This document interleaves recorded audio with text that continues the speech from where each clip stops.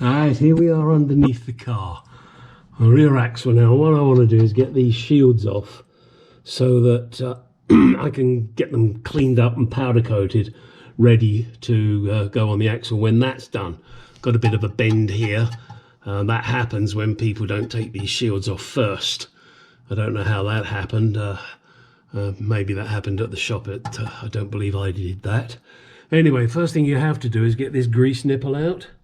And that grease nipple is I think it's a 7/16. Where's my wrench?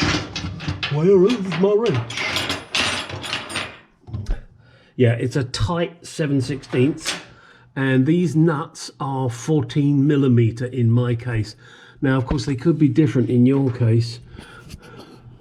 And sorry, as I was saying, these are a 14mm in my case. But if someone has changed the nuts and bolts there, yours may be a different size. So let's get that out. And I've already loosened these purely so that I can show you, because I'm doing this one-handed. As I said, one-handed. Let me see if I can.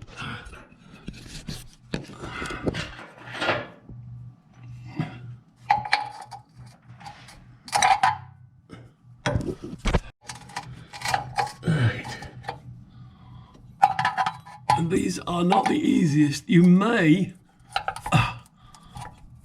hopefully this doesn't happen on this one, you may need to use some heat. One of the ones in the most awkward position, of course, on the other side, the bolt started to turn. So I just heated it up with the torch. That melted the nylock, because obviously, as you can see, they're nylocks. And then with a little bit of pressure behind this plate, pushing it, I managed to get the bolt to hold still enough so that I could remove it. But then, if you're lucky, they'll all be frozen. If you're lucky. Right.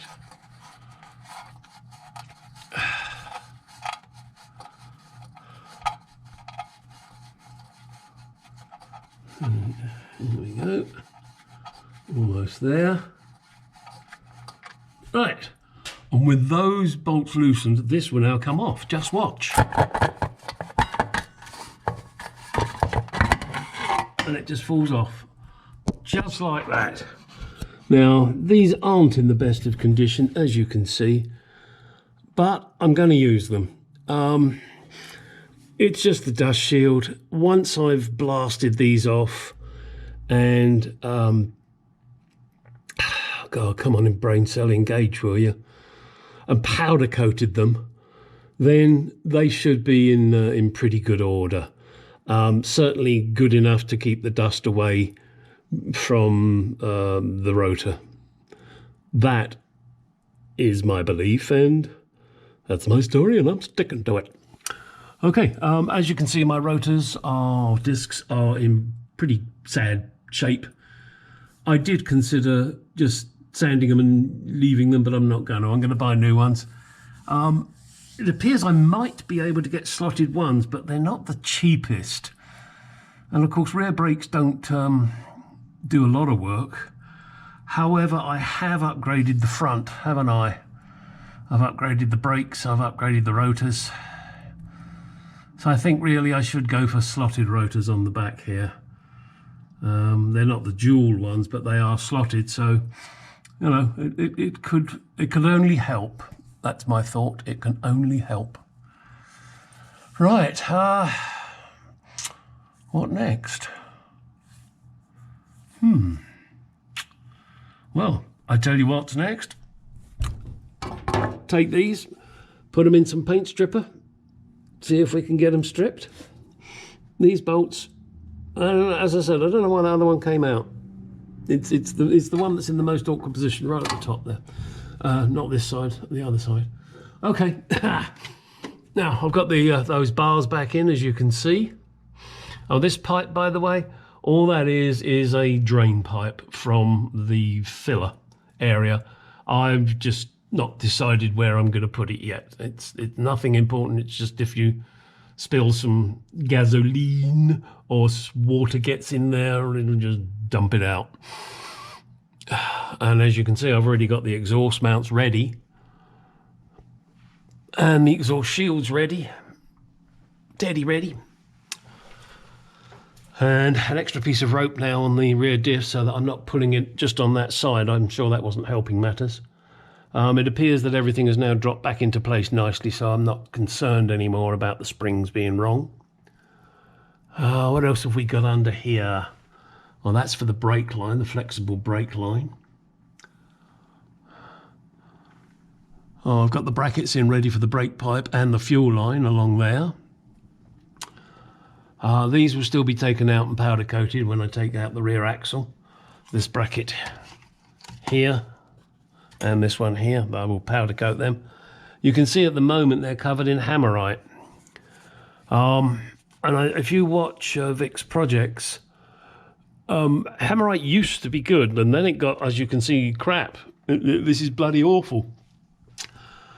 And I never knew why. And Vic actually pointed it out. And I hope I get the name right. It used to be xylene based. I believe that was correct. Watch his video on doing this area, and he will tell you. But he does warn you, xylene is rather potent shit. So you will need to make sure you wear the appropriate breathing mask to prevent yourself from being fumed to death. As you can see here, that's the fuel line clips. They're the originals. I'm not sure what I'm going to do here. Yeah, we'll figure it out.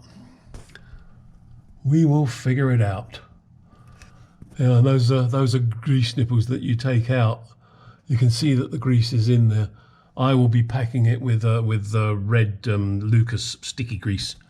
That turns out to be one of the best greases. Oh, and to give a shout out again to Project Farm.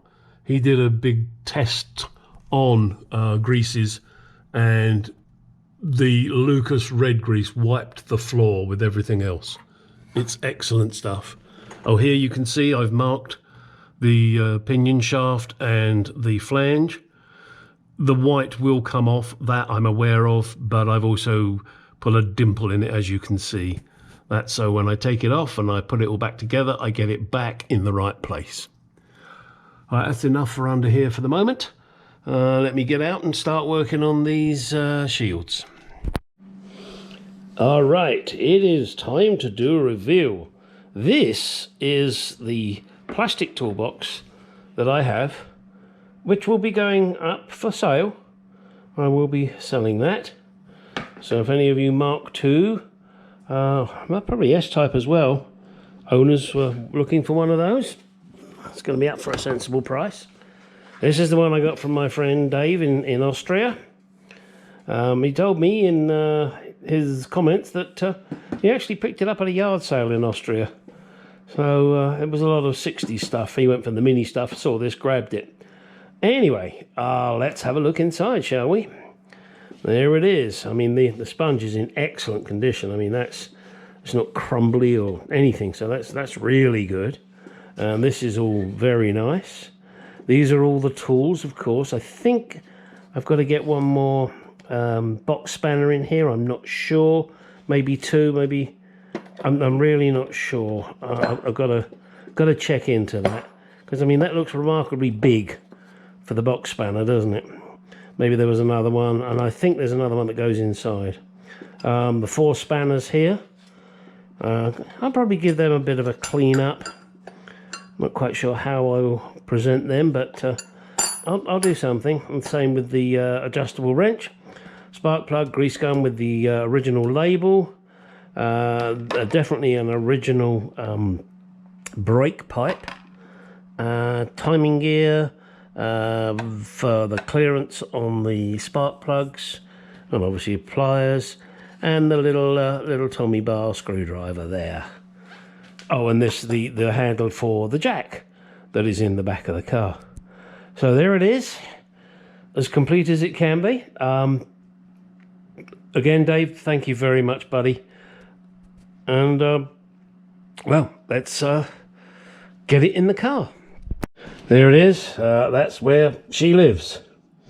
In here, the spare tyre, and underneath the spare tyre, underneath the toolbox, is the rawhide hammer for removing the wire wheels. You will note this wheel is a lot smaller than the other wheels that are on the vehicle. This is just my spare. I very much doubt it'll ever come out. I sincerely hope not. All right, now get out in the garage, go do some shit.